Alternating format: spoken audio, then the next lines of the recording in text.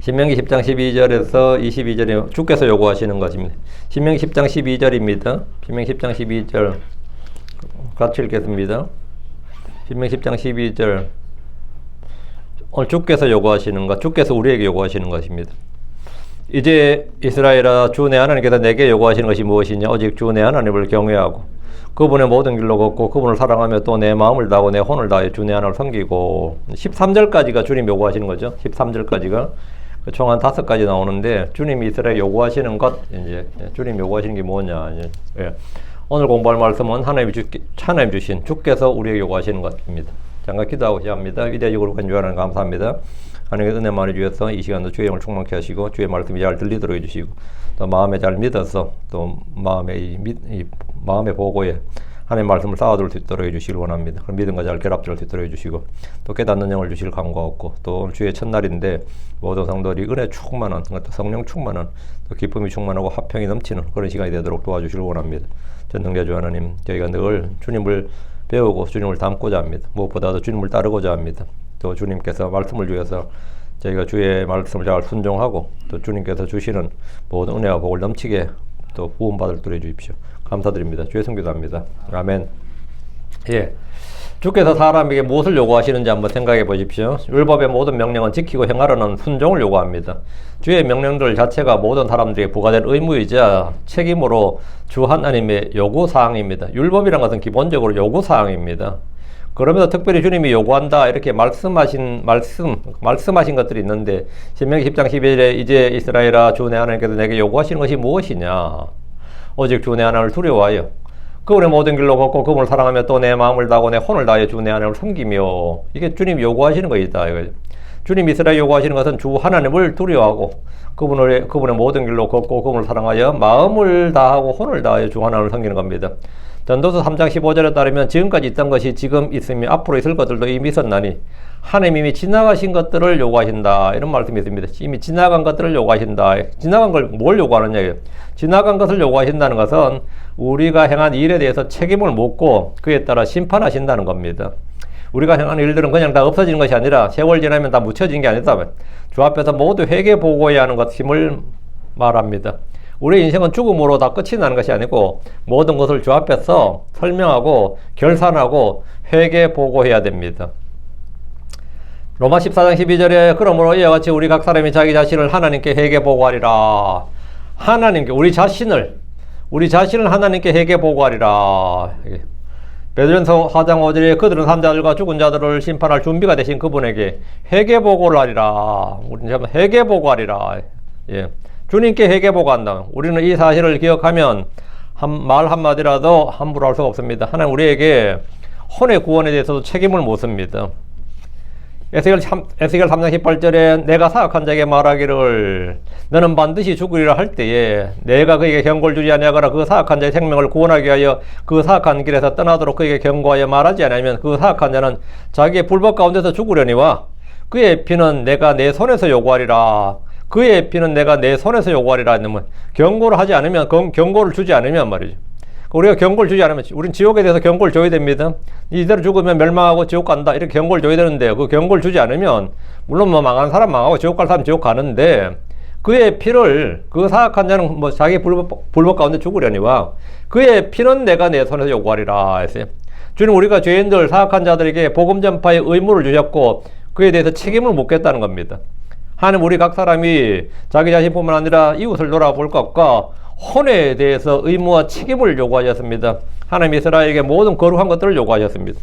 우리는 모든 혼을 구원할 수는 없지만 경고를 주어야 할 책임과 의무가 있습니다. 우리는 어떤 집에 불이 났을 경우에 여러분 옆집에 불이 났어요. 근데 그 집에 사람이 있어. 근데 내가 구출을 할 수는 없어도 내가 그 집 사람 불 속에 들어가서 불 타고 있는 집에 들어가서 내가 그 사람을 구출할 수는 없어도 그런 의무와 책임은 없죠. 구출할 수는 없어도 최소한 소방서나 경찰서에 신고를 할 수는 있습니다. 아니면 내가 뭐 그때 맛집도 전화기도 없어. 그래서 소방서나 이렇게 911도 못 부를 때는 고함을 질러서라도 이 경고를 주는 것까지 해야 된다 이제. 우리가 불을 낸 사람은 아니지만 특별한 보호 의무가 있거나 그런 보호 의무가 있거나 그 관계성이 지위가 있다면 이 경고를 하지 않으면 그 자체도 형법 위반돼요. 부작위에 의한 상해, 살인 등으로 책임을 질 수가 있습니다. 경고를 해야 되는데 경고를 하지 않은 것만으로도 이제 그 부작위에 의한 상해, 살인이라 그럽니다. 우리는 세상의 죄인들에 대해서 다가올 심판, 하나님의 진노, 지옥에 대해서 경고를 해야 됩니다. 근데 그걸 하지 않으면 그 자체로 뭐가 된다? 부작위에 의한 살인 또는 지옥 이런 거죠. 우리는 세상의 모든 죄인들에 대해서, 내가 주변에 겪는 사람들에 대해서, 그래서 다가올 심판이나 하나님의 진노나 지옥의 형벌에 대해서 반드시 경고해야 됩니다. 주님은 파수꾼의 나팔을 불지 아니하여 경고를 받지 못해 그 사람들이 죽을 경우에 죽는 자들의 피를 파수꾼에게 요구할 것이라고 하셨습니다. 에스겔상 3장 6절에 그러나 그의 피는 내가 파수꾼의 손에서 요구하리라 하십니다. 에스겔한테 너는 계속해서 뭐 듣든지 아니 듣든지 전파하라 하잖아요. 듣든지 아니 듣든지, 그들이 듣든지 아니 듣든지 전파하라고. 주님 요구하시는 것도 하나, 다음 뭐냐, 거룩함입니다. 에스겔 20장 40절에 또 너희의 모든 거룩한 것들을 요구하리라 주 하나님 말하노라. 너희의 모든 거룩한 것들을 요구하리라. 이는 신약 성도들에게도 그대로 적용됩니다. 베드로전서 1장 15, 16절에 그러나 너희를 부르신 그분께서 거룩하신 같이 마찬가지로 너희도 온갖 종류 행실에서 거룩할지니라. 왜냐하면 기록된 바 너희는 거룩하라. 이는 내가 거룩하기 때문이라. 성경은 거룩함이 없이는 아무도 주를 보지 못할 것이라고 합니다. 히브리 12장 14절에 모든 사람과 더불어 화평과 거룩함을 따르라. 그것들이 없이는 아무도 주를 보지 못하리라 합니다. 주님이 요구하시는 것은 의롭게 행하고 긍휼을 사랑하고 겸손하게 하나님과 함께 걷는 겁니다. 미가서 6장 8절 그분께서 무엇이 선한 것인지 내게 보이셨나니 오 사람아 주께서 내게 요구하시는 것은 주님이 우리에게 요구하는 게 있다고요. 뭐가 필요하다 요구한다. 주께서 내게 요구하시는 것은 오직 내가 의롭게 행하며 자비를 사랑하며 겸손하게 내 하나님과 함께 걷는 것이 아니냐. 이거 주님이 요구하는 거죠. 의롭게 행하고 자비를 사랑하고 겸손하게 내 하나님과 함께 걷는 것. 이 주님의 요구사항이다. 이게. 이외에도 주님이 우리에게 요구하시는 것들이 있습니다. 자, 오늘 본문 보겠습니다. 12절입니다. 그런즉 이제 이스라엘아 주 내 하나님께서 내게 요구하신 것이 무엇이냐. 이제 미가서 6장 8절하고 짝이 되는 거죠. 내게 요구하시는 것이 무엇이냐. 오직 주 내 하나님을 두려워하여 그분의 모든 길로 걷고 그분을 사랑하며 또 내 마음을 다하고 내 혼을 다하여 주 하나님을 주 내 하나님을 섬기며 광야의 회중들을 앞에 두고 모세가 선포하는 주의 말씀입니다. 그런즉 이제 이스라엘아, 이것은 예언자들이 주의 말씀을 선포할 때 사용되는 말입니다. 주 내 하나님께서 내게 요구하시는 것이 무엇이냐. 주님이 회중들이 선포하시고 가르치시고 명령하신 것은 모두 주님이 요구하시는 겁니다. 그럼 주님의 명령은 기본적으로 명령이란 자체가 요구사항이에요. 내가 누구에게 뭘 명령했다는 말은 순종을 요구하는 거거든요. 명령 자체가 요구사항이고 법이라는 것은 기본적으로 다 요구사항입니다. 요구사항이에요. 명령과 율법의 기본은 듣고 지키고 행하라. 듣고 지키고 행하라. 주님께서 주의 백성에게 요구하시는 것은 첫째 주 하나님을 두려워하라는 겁니다. 주 내 하나님을 두려워하라. 주의 두려움은 악을 미워하는 겁니다. 또 주의 두려움으로부터 사람들이 악으로부터 떠납니다. 주의 두려움이 지혜의 시작입니다. 주의 두려움이 날들을 길게 합니다. 주의 두려움이 생명의 셈이고 사망의 올무들에서 벗어나게 합니다. 주의 두려움은 생명으로 향합니다. 주의 두려움은 재물들과 종교와 생명이 있습니다. 주의 두려움은 주를 두려워하는 것, 주님으로부터 오는 두려움입니다. 하나님께서 이스라엘의 눈앞에 두고자 하셨던 것이 바로 주의 두려움입니다. 주의 두려움이 사라지면 사람은 악을 행하게 되고 죄를 짓는 일에 거리낌이 없고 담대하고 하나님의 심판과 정죄와 저주를 두려워하지 않습니다. 하나님이 첫 번째 요구하는 것이 주 내 하나님을 두려워하라. 둘째가 오직 주 내 하나님을 두려워하여 그분의 모든 길로 걷고, 그냥 걷는 게 아니라 이 주의 두려움으로 해서 그분의 모든 길로 걸어라. 주를 두려움으로 그분의 모든 길로 걷는 것이 주님이 요구하시는 겁니다. 그분의 모든 길이란 의의 길이요 구원의 길이고 진리의 길이고 생명의 길이고 화평의 길입니다. 주님의 모든 길이란 주께서 우리에게 보여주시고 알려주신 길로서 사람들의 눈에 옳은 길이 아닙니다. 사람들은 저마다 자기 눈에 옳은 길, 좋은 길, 그런 길 걷지만 그 길들이 결국 멸망의 길이나 자유의 길, 사망의 길입니다. 율법의 명령들이 그분의 길입니다. 그분의 길로 걸으라. 내 눈에 옳은 대로, 내 생각이 좋은 대로가 아니라 그분이 말씀하신 대로 그분의 길로 걸으라. 대째가 뭐냐? 그분을 사랑하며, 우리는 누구를 사랑하는가, 무엇을 사랑하는가, 그 사람이 사랑한 것에 따라서 그 사람이 어떠함이 결정됩니다. 주를 사랑하는 것은 크고 첫째 되는 명령입니다. 마음과 성품과 힘을 다해서 주를 사랑하는 것은 가장 큰 계명입니다. 주를 사랑하는 것은 어떻게 하는 것이냐? 그분의 명령들을 지키라는 말입니다. 그 주를 사랑하라 이 말은 그분의 명령들을 지키라. 주의 말씀들을 지키는 것이 주를 사랑하는 겁니다. 요한복음 14장 21절에 내 명령들을 가진 자와 그것들을 지키는 자 그가 나를 사랑한 자요. 주 명령들을 가진 그 주의 명령들을 내가 주의 명령을 가진 자요. 주의 명령을 가진 자 그것들을 지키는 자 그가 나를 사랑한 자다. 요한복음 14장 24절에 나를 사랑하지 아니한 자는 내 말들을 지키지 아니하느니라. 그분을 사랑하라는 것은 그분의 명령을 따라 걸으라는 말입니다.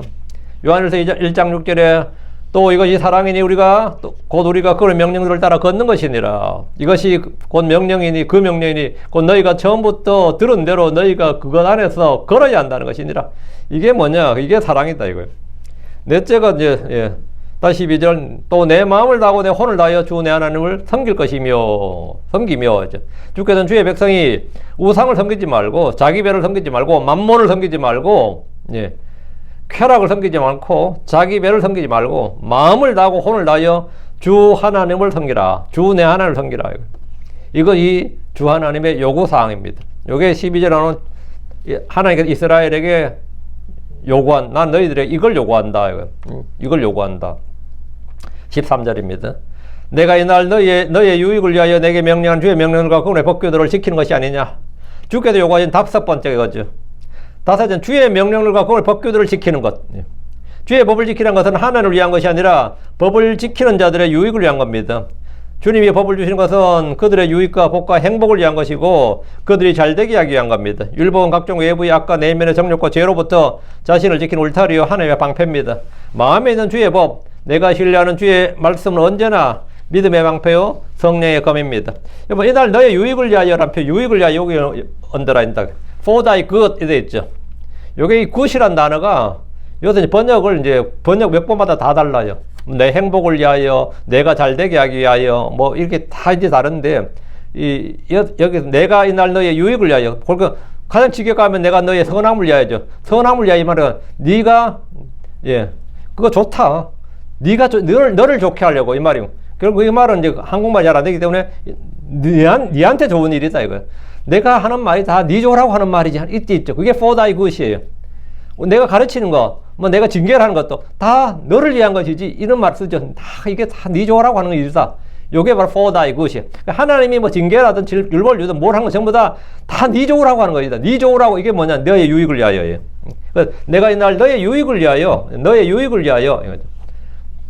하나님께서 우리에게 한 건 뭐냐? 전부 다 너희들 좋으라고 하는 것이다. 이거 네 좋으라고 하는 것이다 이 말입니다. 그래서 주님의 말씀이 이 주의 말씀이란 것은 주의 법은 다 우리의 그 유익과 복과 행복을 위한 것이다. 우리 잘되게 하려고 한 것이다 이 말입니다. 율법은 각종 외부의 악과 내면의 정욕과 죄로부터 우리 자신을 지켜주는 울타리고 하나님의 방패입니다.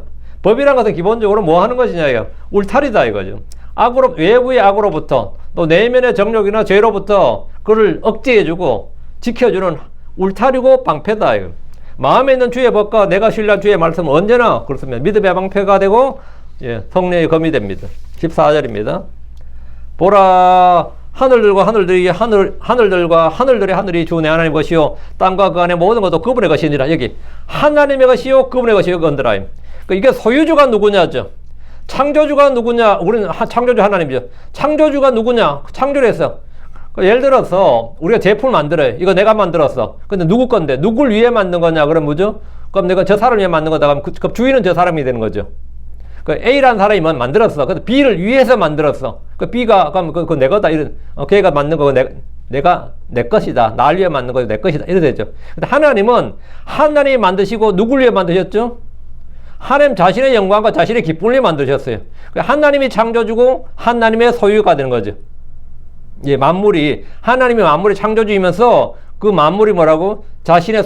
이건 내가 네 주려고 만든 게 아니라 내가 날 위해 만든 거야. 밥을 지어도 빵을 하나 만들어도 내가 내 먹으려고 만든 건 내 거야 그거는. 근데 내가 누굴 주려고 만들었으면 그건 또 사정이 다른 거죠. 근데 하나님께서 하늘들의 하늘이 주 내 하나님의 것이요 땅과 그 안에 모든 것도 그분의 것이니라. 하늘과 땅이 그 안에 있는 모든 것이 주님이 창조하셨고 주님이 만드셨고 그건 주님의 것이다 이거예요. 이 말씀은 창조주 하나님 모든 것의 주이신 하나님을 선포하는 말씀인데 보라 하늘과 하늘들의 하늘이 주 내 하나님의 것이요 하나님은 모든 걸 창조하신 분으로 모든 것의 소유주입니다. 하늘들과 거기에 있는 모든 것들이 주의 것입니다. 땅과 그 안에 모든 것도 그분의 겁니다. 눈에 보이는 것과 보이지 않는 것들이 다 주의 것입니다. 존재하는 것들 중에 하나님의 소유가 아닌 것이 없습니다. 단 하나도 없습니다. 하나님 하늘과 땅과 바다와 물들의 근원을 만드신 분입니다. 주께서 무엇이든 내 것이라 하면 아무도 반대하거나 부인할 수 없습니다. 지금 14절에 땅과 그 안에 모든 것도 그분의 것이니라 이 말씀대로 주님의 것이 아닌 것이 없습니다. 주님의 것이 아닌 것이 없습니다. 고린도전서 10장 26절 28절 이는 땅이 주의 것이요 또 거기에 충만한 것도 그러하니라. 이는 땅이 누구의 것이라고요? 이는 땅이 주의 것이요 또 거기에 충만한 것도 그러하니라. 그럼 땅에 있는 모든 게 다 주님의 것이라고, 주님의 소유라고. 주님께 이거 내 거라고. 그럼 우리가 쓰는 건 전부 주님의 걸 쓰고 있는 거죠. 고린도전 10장 28절 이는 땅은 주의 것이요 거기에 충만한 것도 그러하니라. 이스라엘은 주의 소유입니다. 우리의 몸과 영도 주의 것입니다. 모든 사람의 혼은 다 주의 것입니다. 네. 사람의 혼은 다 내 것이니라 했어요. 시편 24편 1절에 땅은 주의 것이요 또 거기에 충만한 것 즉 세상과 그 안에 거하는 자들도 그러하니라. 세상과 그 안에 거하는 자들도 그러하니라. 세상과 그 안에 거하는 자들이 다 주의 것이라고요. 시편 50편 10절 11절 이는 숲의 모든 짐승과 천개의 산들 위에 가축이 내 것임이니라. 산의 모든 날짐승을 내가 알며 또 들의 들짐승들도 내 것이니라. 다 주님 것이라고요. 땅이 주의 것이고 땅에 거하는 것, 땅에 나는 것, 땅 속에 있는 모든 것도 다 주의 것입니다. 학개 2장 8절에 은이 내 것이요 또 금도 내 것이니라. 만군의 주께서 말씀하시니라. 이게 주님의 것이다. 주님의 것이다. 고로 우리가 주님의 것을 가지고 살기 때문에 주님이 요구하시는 것들을 우리가 들어야 된다. 이거 순종해야 된다고. 15절입니다. 오직 주께서 내 조상들을 기뻐하사 그들을 사랑하셨으며 또 그분께서 그들의 뒤를 이을 그들의 시고 너희를 모든 백성들 위로 높이 택하신 것이 이날과 같으니라. 하나님께서 이스라엘을 택하신 이유입니다. 오직 주께서 내 조상들을 기뻐하사라고 하신 것은 아브라함, 이삭, 야곱을 말합니다. 하나님께서 그들을 기뻐하셨고 사랑하셨습니다. 그분께서 그들의 뒤를 이을 그들의 시 곧 이스라엘의 모든 백성 이스라엘을 모든 백성들 위로 높이 택하셨습니다. 모든 백성들 위로 했죠. 위로 이거. 이스라엘은 뭐가 된 거죠? 민족들의 머리가 되게 하셨다 이 말입니다. 이스라엘은 하나님께서 민족들의 머리가 되게 하셨다. 세계는 이 힘의 논리에 따라서 한때는 뭐 바벨론이 이집트가 세계 최강국이었다. 민족들과 머리가 되는 거죠. 바벨론이 뭐 세계 최강국이고, 다음 페르시아 제국이, 다음 그리스 제국이, 다음 로마 제국이, 뭐 지금은 미소 양강 체제일 때는 미국이 이제 이쪽에, 소련이 저쪽에, 뭐 이제 이렇게 이제 양극 체제라고 할때 지금은 미국이 지금 세계 최강국이다 이런 식으로 하면 그게 뭐냐면 모든 민족들 위로 가는 것이 그 머리가 된다 이 말이죠.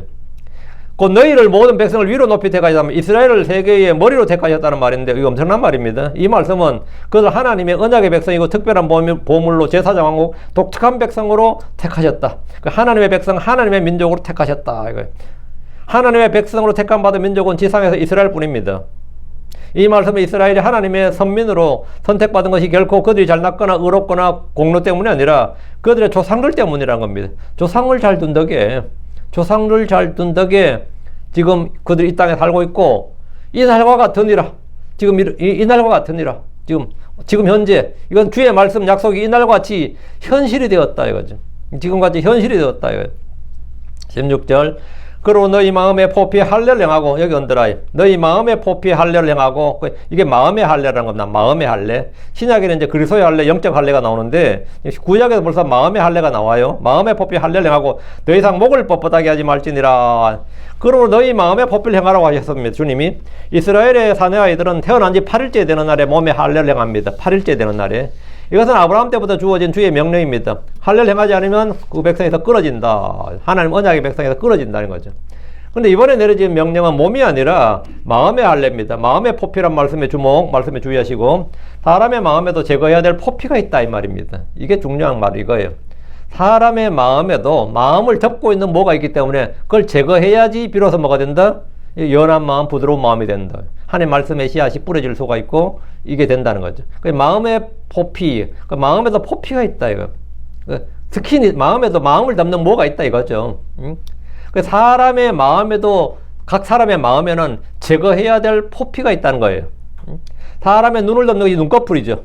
사람의 눈을 덮는 게 눈꺼풀이듯이 사람의 마음을 가리는 포피가 있습니다. 몸의 포피는 사람의 손으로 제거할 수 있습니다. 몸에 포피는 사람이 손으로 제거할 수 있어요. 그럼 마음의 포피는 누가 할례를 행할 수 있습니까? 누가 제거합니까? 주 하나님입니다. 주 하나님입니다. 근데 성경은 지금 본면에 너희가 너희 마음의 포피를 제거하라 했어요. 내가 어떻게 내 마음의 포피를 제거하냐고요. 하나님이 제거한다 그러면 아멘인데 너희가 너희 마음의 포피를 제거하라 이래버리면 내가 어떻게 내 마음의 포피를 제거하지? 그러나 이스라엘에 온 집은 마음의 할례를 받지 않았습니다. 예레미야 9장 26절에 이 모든 민족들은 할례를 받지 아니하였고 이스라엘에 온 집은 마음의 할례를 받지 아니하였느니라. 그 이방인들은 몸에도 할례를 안 받았지만 이스라엘은 이스라엘에 온 집은 마음의 할례를 받지 아니하였느니라 그랬죠. 성경 육체 할례 외에 마음의 할례가 있고 귀의 할례를 받아야 한다고 말합니다. 그래서 성경 그들의 마음과 귀의 할례를 받지 않는 자들, 그들이 마음과 귀의 할례를 받지 않는 자들이라고 하셨습니다. 사도행전 7장 51절에 너희 목이 뻣뻣하고 마음과 귀의 할례 받지 않은 자들아 너희가 항상 성신님을 거역하되 너희 조상들이 행한 것 같이 너희도 그렇게 행하는도다. 너희가 마음과 귀의 할례를 받지 않은 자들이다. 그리스도의 복음을 듣고도 믿지 않는 자들, 예수를 믿지 않는 자들은 마음과 귀의 할례를 받지 않은 자들입니다. 몸의 할례보다 더 중요한 것이 마음의 할례입니다. 그래서 로마서 2장 29절에 그들의 칭찬은 사람들 나지 아니하고 하나님에서 나느니라. 그리고 할례는 마음의 할례다. 할례는 마음의 할례다. 할례는 마음의 영 안에 있는 마음의 할례니 이런 사람에 대한 칭찬은 사람들 나지 아니하고 오직 하나님에서 나느니라 했습니다. 육체 행하는 할례가 그 할례가 아니라 오직 속으로 유대인이 할례는 문자 안에 있지 않냐고 글자 안에 있지 않고 문자 안이나 글자 같은 말이고 문자 안에 있지 않고 영 안에 있는 마음의 할례다. 할례는 그리고 할례는 마음의 할례니 영 안에 있고 글자 안에 있지 아니하느니라. 이렇게 되겠네. 이렇게 되겠네. 영 안에 있지 아니하고 영 안에 있고 글자에 있지 아니하느니라. 그럼 내가 오탈 쳐가지고 됐습니다. 다시 16절입니다. 다시 신명기 다시 돌아와서 16절. 더 이상 목을 뻣뻣하게 하지 말지니라. 목을 뻣뻣하게 한다는 것은 성경에 자주 나오는 관용적인 표현인데 굉장히 많이 나오는 표현입니다. 많이 나오는 표현인데 하나님을 대적하여 하나님 앞에서 더 이상 완고하게 고집을 세우지 말고 마음을 낮추고 순종하라는 경고입니다. 목이 뻣뻣하다는 말은 멍에 매기를 싫어해서 고개를 치켜들고 굽히지 않는 소에서 나온 소에서 온 비유인데 하나님 멍에를 거부하는 태도에서 나온 말입니다. 자기 생각을 굽히지 않고 말씀을 듣지 않는 완고함을 말합니다. 이것은 단순히 감정상의 고집이 아니라 하나님의 말씀과 성령의 권면을 반복적으로 거부하는 교만한 마음을 버리라는 요구고 겉모양의 종교의 행위가 아니라 마음 깊은 곳에서 자기를 꺾고 하나님께 부드럽게 반응하는 상태를 요구하시는 겁니다. 목을 뻣뻣하게 하다가는 목이 부러질 수가 있습니다. 17절 이는 주 너희 하나님은 신명기 다시 왔어요. 이는 주 너희 하나님은 신들의 신이시며 또 주들의 주시며 위대하시고 능하시며 두려우신 하나님이시 때문이라. 그분은 사람들의 외모를 중히 여기지 않으시며 대가를 받지 아니하시느니라. 목을 뻣뻣하게 하지 말라는 이유는 주 하나님께서 신들의 신이시고 주들의 주시며 신들 할 때 신들은 천사들이에요.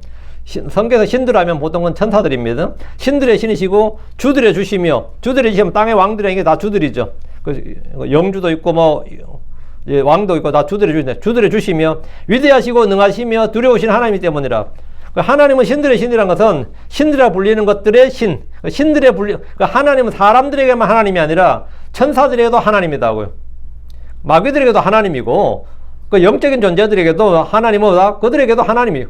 하나님은 온 땅의 모든 짐승들에게도 하나님은 짐승들의 주고 하나님이에요. 사람들에게도 주님은 하나님이시고 천사들에게도 신들의 신이라고. 주들 보이면 땅에서 주들이라 불리는 영주들이든 무슨 주든 땅에 그냥 집주인도 주죠.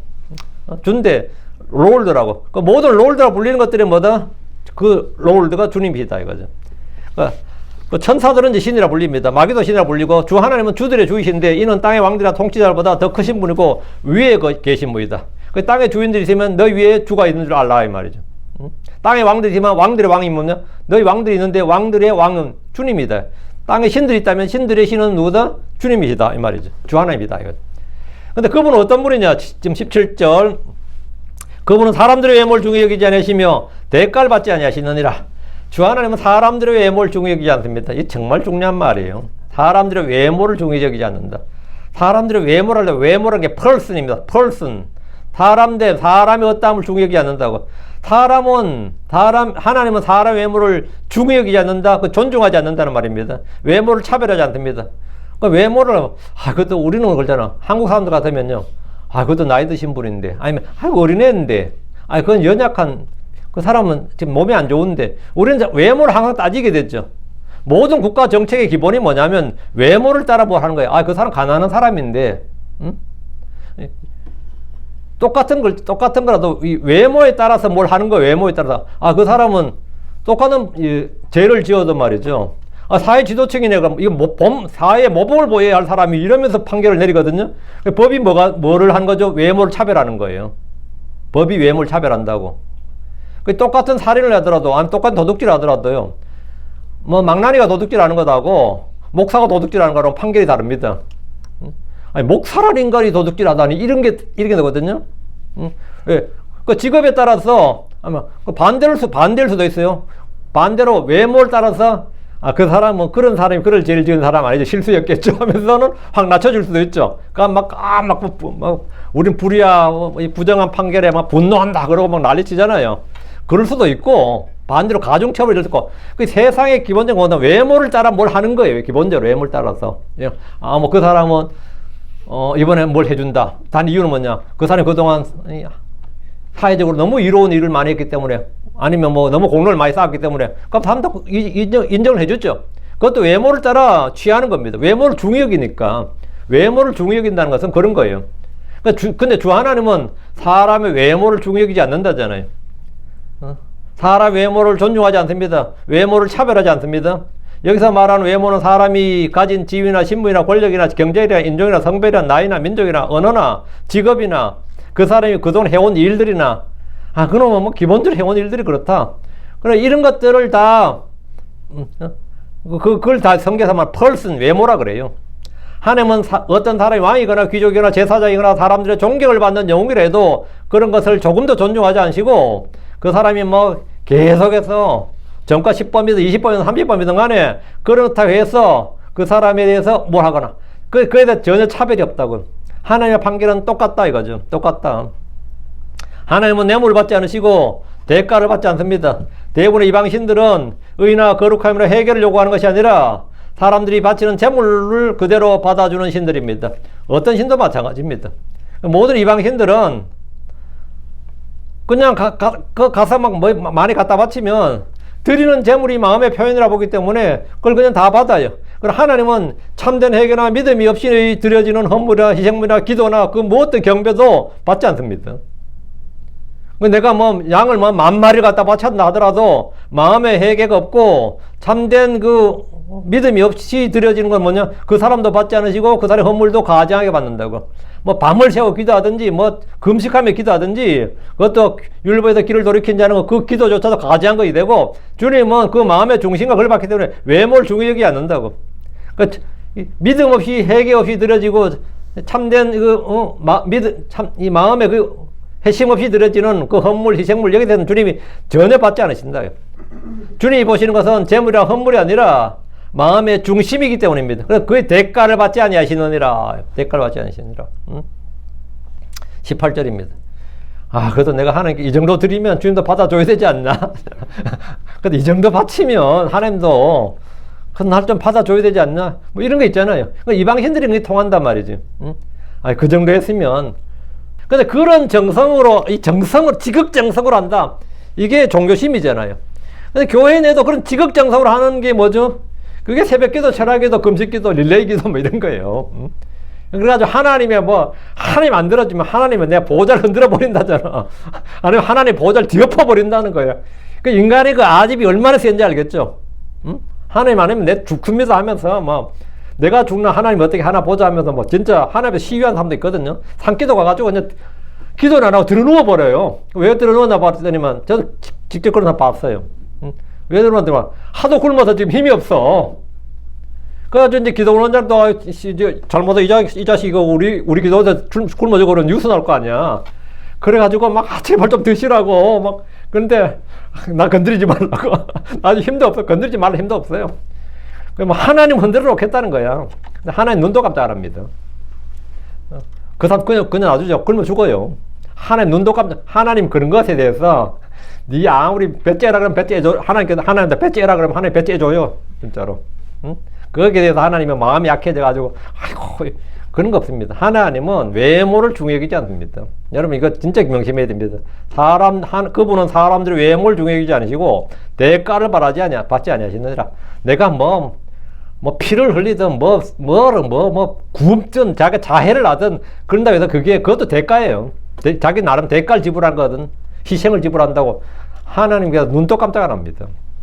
18절입니다.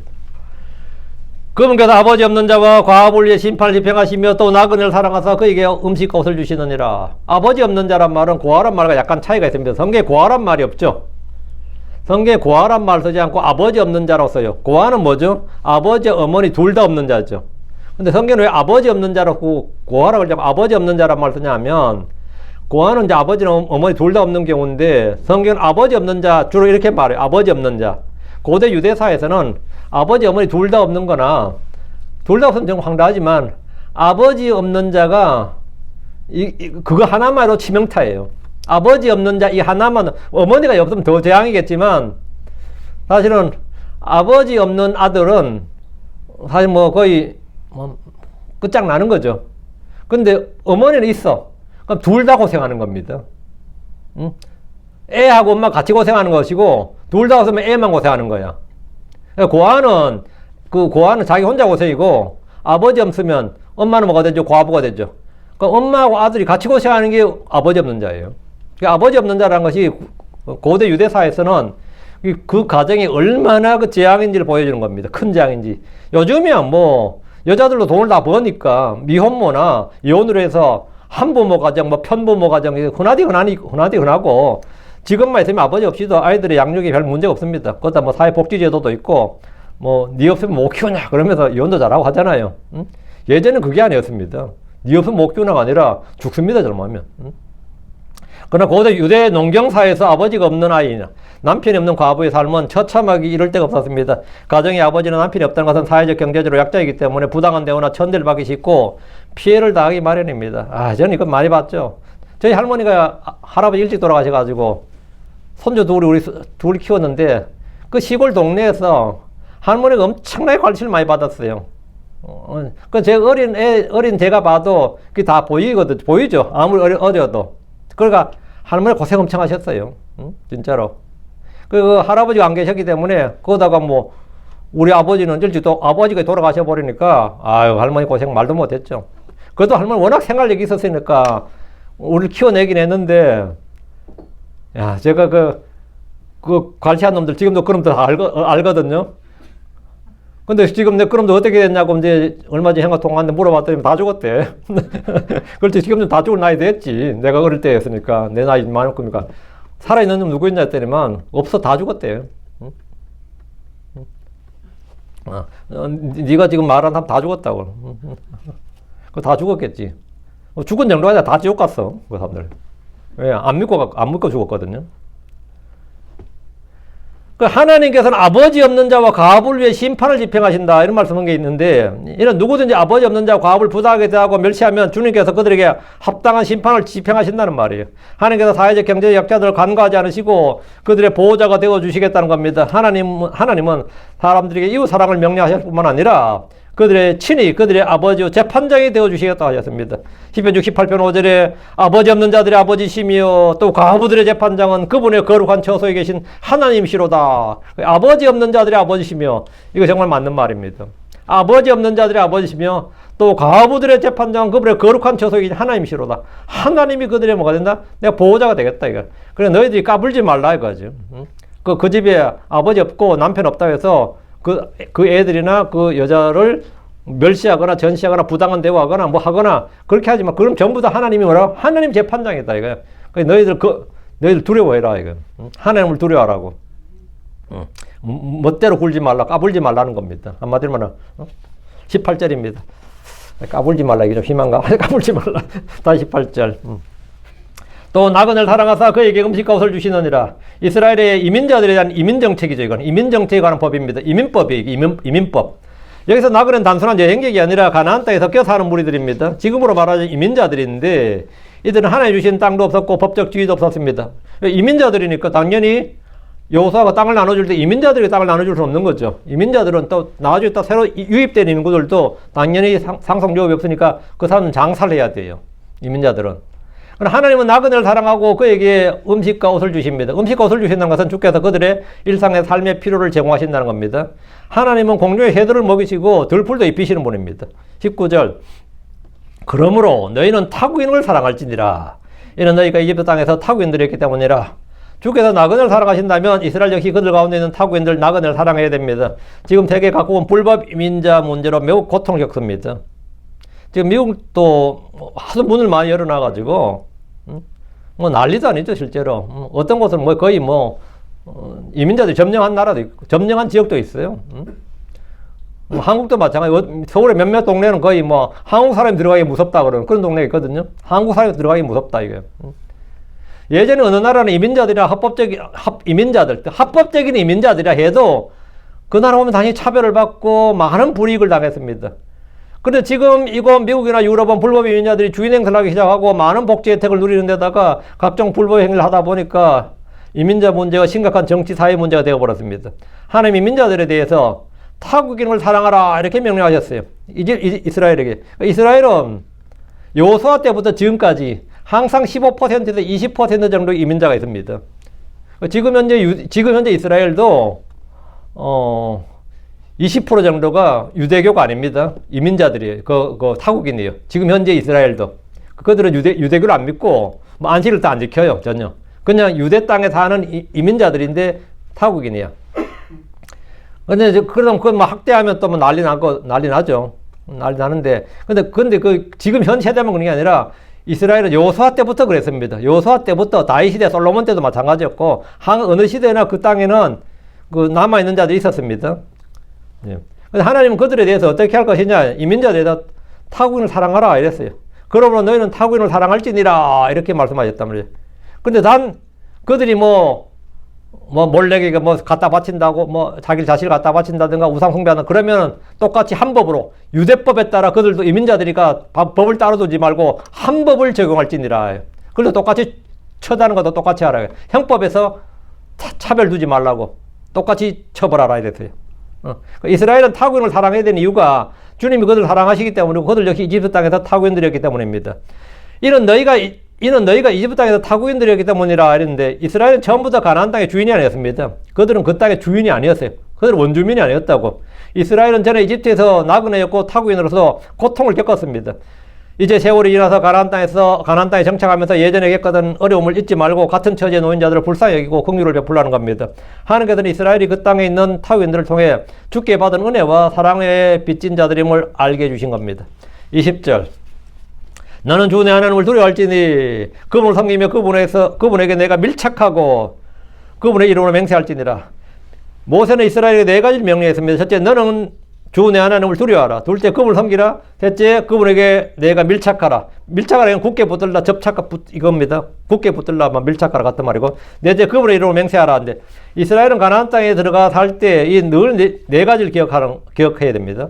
예를 들어 그분에게 내가 밀착하고 이 말씀은 달라붙다 이 말인데 접착기로 붙인 것처럼 결합된 걸 말합니다. 창세기 22장 24절에 그러므로 남자는 자기 아버지와 자기 어머니를 떠나 자기 아내에게 결합할지니라. 그리하여 그들이 한 육체가 될지니라 할 때 여기서 남자와 여자 결합할지니라 할 때 이 결합과 같은 말이 뭐냐면 밀착할지니라예요. 결합하다. 크리스천들은 주님과 결합되어 있습니다. 고린도전서 6장 17절에 그러나 주께 결합된 자는 한 영이니라. 주께 결합된 자는 한 영이니라. 우리가 주님과 밀착하려면 주의 말씀을 마음에 쌓아두고 숨겨두는 겁니다. 말씀을 계속해서 듣고 읽고 묵상하고 사용하는 것. 그것이 뭐냐? 주께 밀착하는 거예요. 다음에 이제 그다음 마지막에 그분의 이름으로 맹세할지니라 이 부분. 율법에서는 주의 이름으로 맹세하는 것이 허용되었습니다. 다만 거짓으로 맹세하거나 헛되이 맹세해서는 안 됩니다. 맹세라고는 반드시 지켜야 된다 이거예요. 주의 이름으로 맹세하고 지키지 못한 일이 없도록 해야 되고요. 신약에서는 구약과 달리 이 거짓 맹세하지 말라는 것이 아니라 아예 맹세하지 말라요. 아무것으로 어떤 맹세라도 아무것으로도 맹세하지 말라. 이 법이 확 바뀌죠. 야고보서 5장 12절에 그러나 무엇보다 먼저 내 형제들아 맹세하지 말라. 하늘로도 말고 땅으로도 말고 다른 어떤 맹세로도 하지 말라. 한마디로 맹세하지 말라는 거죠. 주님은 맹세를 하지 말라고 하셨어요. 주의 이름으로 맹세하지 말라는 것이 아니라 어떤 것으로도 맹세하지 말라는 거예요. 그러니까 그분의 이름으로 맹세할지니라고 맹세하지 말라고 정반대죠. 탄상순에서 주님은 맹세에 대해서 말씀하셨는데 마태복음 5장 34절 35절 그러나 나는 너에게 말하노라 결코 맹세하지 말라 또 하늘로도 말지니 그것은 하나님의 왕자이기 때문에 또 땅을 두고도 하지 말라 이는 그것은 그분의 발받침이기 때문이요 또 예루살렘을 두고도 하지 말지니 그것은 위대한 왕의 도시이기 때문이라. 구약 성도들에게 주의 이름으로 맹세하라는 것은 주의 이름에 대해서 철저히 책임지라는 겁니다. 구약에서 이스라엘이 주의 이름으로 맹세하는 것은 최후 최종적 확정의 수단이었습니다. 재판할 때 증거나 증인이 없으면 증거도 없고 증인이 없으면 재판을 못하죠. 그럼 어떻게 재판을 끝내냐면 그럼 둘 다 이리 와 가지고는 주의 이름으로 맹세를 지켜요. 주의 이름으로 맹세를 하면 나는 저 자식이 저거 지금 거짓말하고 있다는 거 알아. 그렇죠? 근데 내가 다만 입증을 못하는 거지. 증거도 없고 증인이 없어서 입증을 못할 뿐이지 나는 그러니까 재판관도 마찬가지고 나도 입증을 못해. 그러면 어떻게 재판을 마무리하냐 하면 주의 이름으로 맹세하라 이거예요. 그러면 나는 떳떳해. 그럼 난 주의 이름으로 맹세해버려요. 나 떳떳하니까. 나 주의 이름으로 맹세한다. 그럼 상대도 맹세시키라 그거죠. 그럼 상대도 맹세해.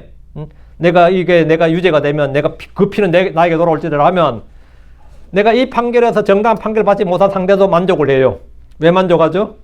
닌 죽었다 자식아 이러는 거야. 니 주의 이름으로 맹세했지. 그럼 됐어. 주의 이름으로 맹세했으면 됐어. 왜?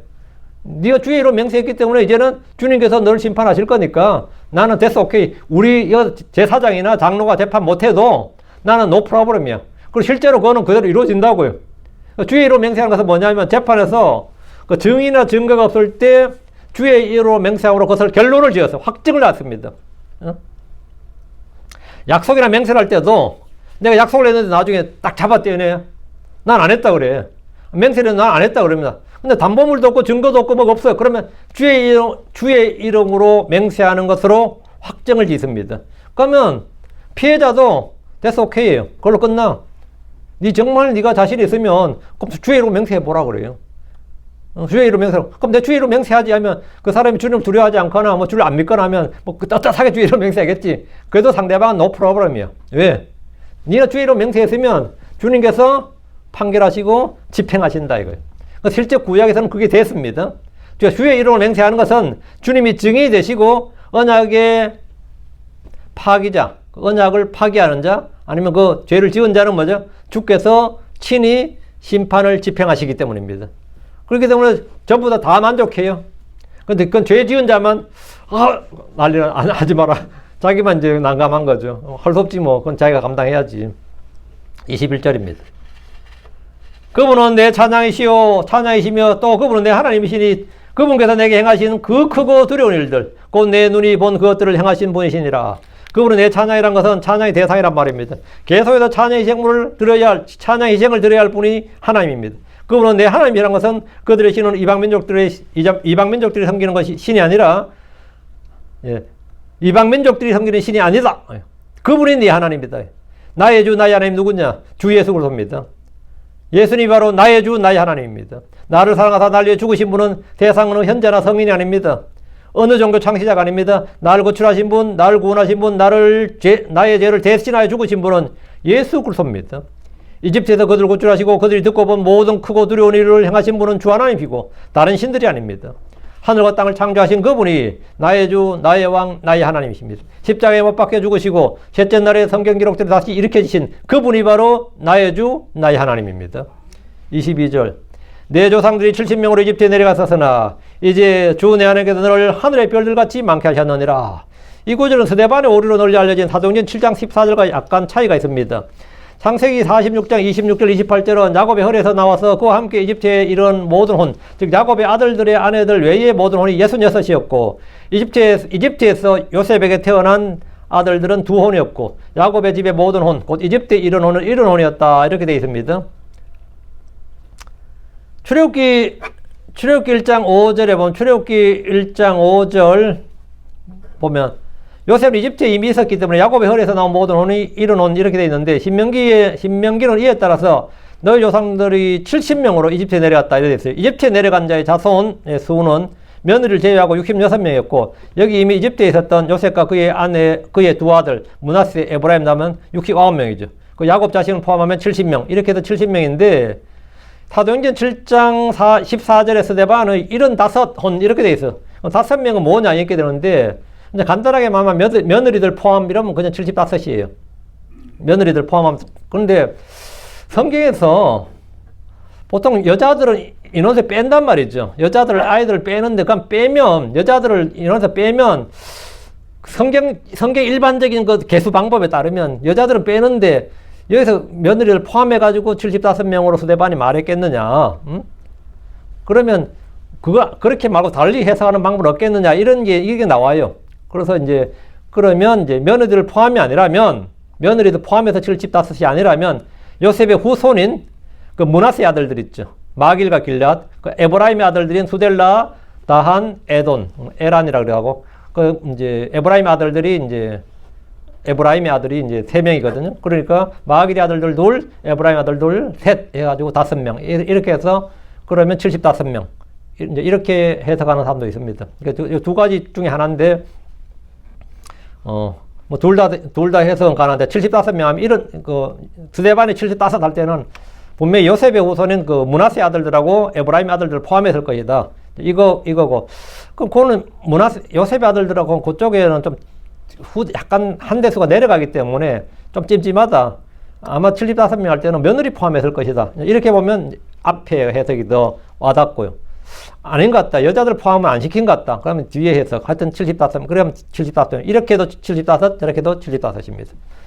그 이집트로 내려간 혼은 70혼이었는데 어쨌든 이제 야곱 때는 70혼이었어요. 70혼이었는데 그들이 이집트에서 나올 때 몇 명이죠? 레위지파를 제외하고 군역에 종사할 수 있는 20세 이상만 60만 3,500명이었습니다. 60만 3,550명이었습니다. 그 70명이 내려가서 몇 명이 온 거죠? 60만 3,550명이야. 나올 때. 그래서 레위지파 제외하고 20세 이상만. 그때 어린애가 다 포함해서 70명이었는데.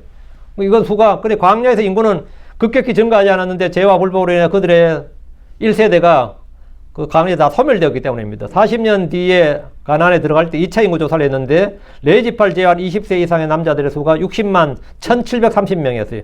1,820명이 감소했죠. 시내산에서 조사할 때하고 모압평야에서 조사할 때는 약 2,000명 가까이가 줄어들었다고요. 왜? 출애굽 1세대가 거의 모두 죽음에 광야에서 죽었기 때문입니다. 그런데도 거의 같은 수를 유지했던 것은 하나님의 은혜였습니다. 이집트로 내려갈 때 70명이었던 그들이 지금은 3만 배 이상 증가한 겁니다. 왜 그러면 인구가 그 당시 200만 명이 넘었을 거라고요. 왜? 20세 이상 남자만 60만 명이 넘었으니까 아내와 뭐 그 밑에 애들 20세 이하고 레위지파까지 포함하면 당연히 200만 명이 넘었겠죠. 그 200만 명이 넘었다면 70명이 넘어서 200만 명이 넘으면 뭐 이거 얼만큼 많이 불어나는지 알겠죠.